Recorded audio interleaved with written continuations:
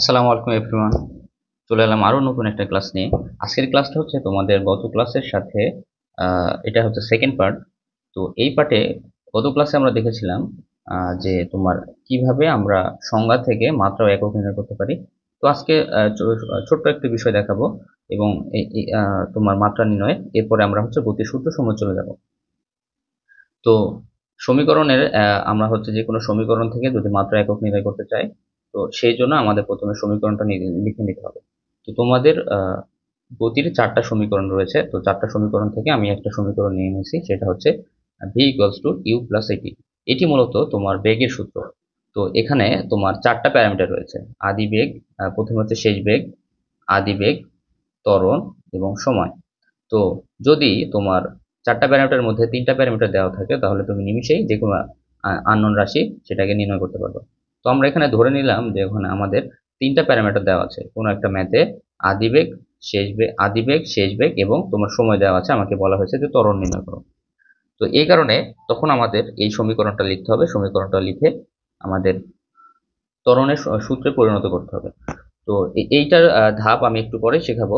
তো আপাতত এতটুকু দেখে নাও যে হচ্ছে প্রথমে আদিবেগের এই পাশে ইউকে নিয়ে নিলাম। তো এই পাশে প্লাস অবস্থায় আছে, এই পাশে মাইনাস হবে, এবং টি এই পাশে গুণ অবস্থায় আছে, এই পাশে এসে ভাগ অবস্থায় হবে। তো এইটা হচ্ছে আমাদের ত্বরণের সূত্র।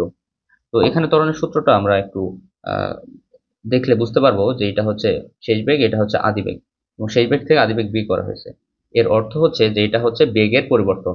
মানে আমার গাড়ির শেষ অবস্থায় কি বেগ ছিল এবং আমি গাড়ির যখন শুরু করি চালানো, তো সেই অবস্থায় আমার কি বেগ ছিল।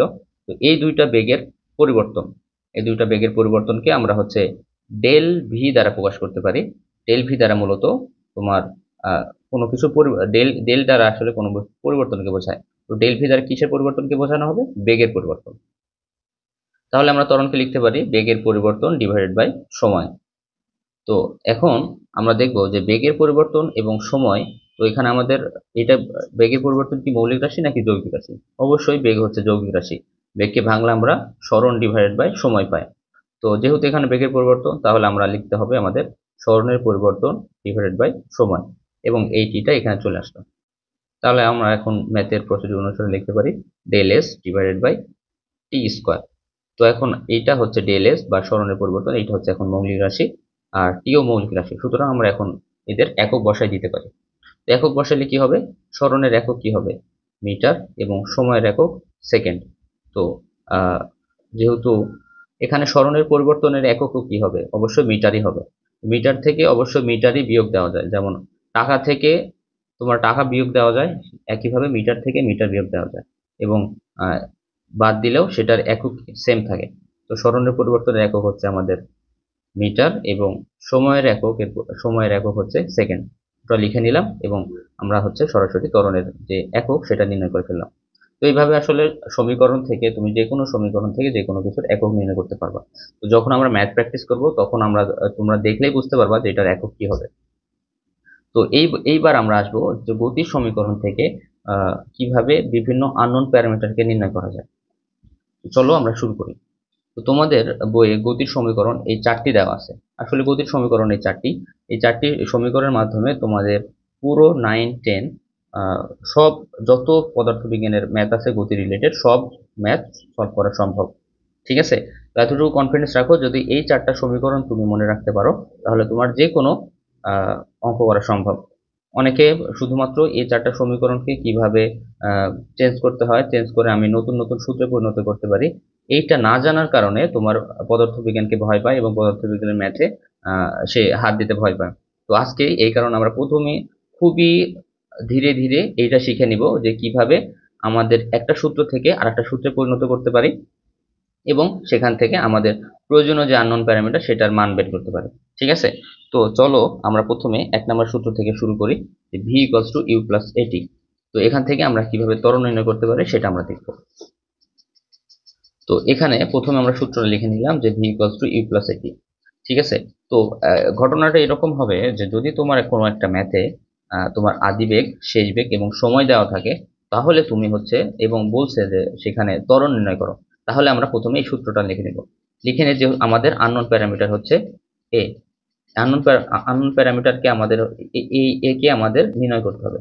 তো একে আমাদের এই সমীকরণ থেকে একে বের করার জন্য আমি তোমাদের বোঝার সুবিধার্থে এখানে স্টেপ হিসেবে দুইটা স্টেপ লিখছি। ঠিক আছে।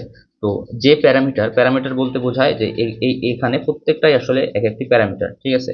তো যে প্যারামিটারকে আমরা নির্ণয় করব তাকে সমান চিহ্নের এক পাশে, বাকি সব অন্য পাশে রাখবো।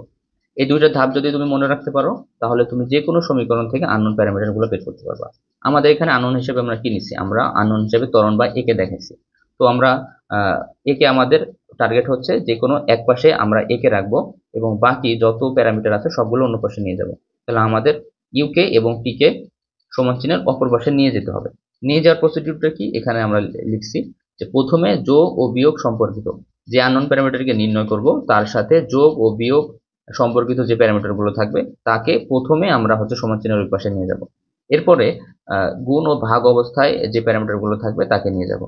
এই দুইটা হচ্ছে তোমার জেনারেল দুইটা প্রসিডিউর। এইটার মাধ্যমে তোমার এই চারটা সমীকরণে যে কোনো প্যারামিটারকে বের করতে পারবা। তো আমরা প্রথমে কি করলাম, আমরা সিদ্ধান্ত নিলাম যে একে নির্ণয় করব এবং একে সমান চিহ্নের ডান পাশে রাখবো।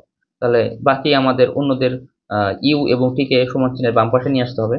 তো বাম পাশে নিয়ে আসে আরেকটা কি ধাপ ছিল, যে যোগ বা বিয়োগ সম্বলিতের আগে নিয়ে যাব। তো যোগ, এখানে ইউ হচ্ছে যোগ অবস্থায় আছে, সুতরাং ইউ কে আগে নিয়ে যাব। তো ইউ যদি ওই পাশে চলে যায় তাহলে কি হবে, বিয়োগ হবে। তাহলে ভি মাইনাস ইউ এবং বাকি থাকলো এটি।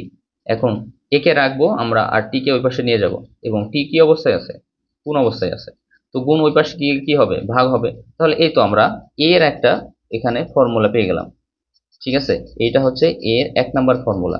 যে তোমাদের যখনই ম্যাথে বলবে ত্বরণ নির্ণয় করো তাহলে যতগুলো ত্বরণের সূত্র আছে তার মধ্যে এইটা হচ্ছে একটা সূত্র। ঠিক আছে। যে V minus U divided by T. তবে এটা কিন্তু কখনোই তোমার মুখস্থ করার প্রয়োজন নাই। এটা তুমি সবসময় এই চারটা ফরম্যাট মনে রাখবা। তোমাদের ফিজিক্সের ম্যাথ করার ক্ষেত্রে তোমরা এই চারটা ফরম্যাট মনে রাখবা এবং যখন যদি এখান থেকে তোমাকে সময় নির্ণয় করতে পারে ঠিক এই প্রসিডিউর অনুসারে তুমি এখানে সময়ের সূত্রটা বের করবা। যদি তোমাকে এখানে বেগ বেগ নির্ণয়, শেষ বেগ নির্ণয় করতে পারে তাহলে তো সরাসরি শেষ বেগের ফরম্যাটেই আসে। ঠিক আছে, শেষ বেগ এক পাশে আসে, বাকিগুলো অন্য পাশে। তো এখানে জাস্ট আমরা মান বসাই দিব এবং এর মান নির্ণয় করব। ঠিক আছে। এরপরে তোমাদের হচ্ছে আর ত্বরণ কোথায় কোথায় আছে, এই সূত্রে আমরা একটা ত্বরণ দেখতে পাই, এখানে ত্বরণ আছে, এবং এই সূত্রে একটা ত্বরণ দেখতে পাই, এখানে একটা ত্বরণ আছে। সুতরাং তোমাদের ত্বরণের সূত্র কয়টা হওয়া সম্ভব, ত্বরণের সূত্র হবে 3টা। ঠিক আছে। তোমাদের পদার্থবিজ্ঞানের যত ম্যাথ আছে সব এই 3টা সূত্র দিয়ে করা সম্ভব। যত পদার্থবিজ্ঞানে বলবে যে একটা প্রেক্ষাপট একটা উদ্দীপক বর্ণনা করবে, ত্বরণ নির্ণয় করো, তোমার এই 3টা সূত্রের মাধ্যমে তুমি করতে পারবা। তো বাকি 2টা সূত্র আমরা পরবর্তী ভিডিওতে করে দেখাবো।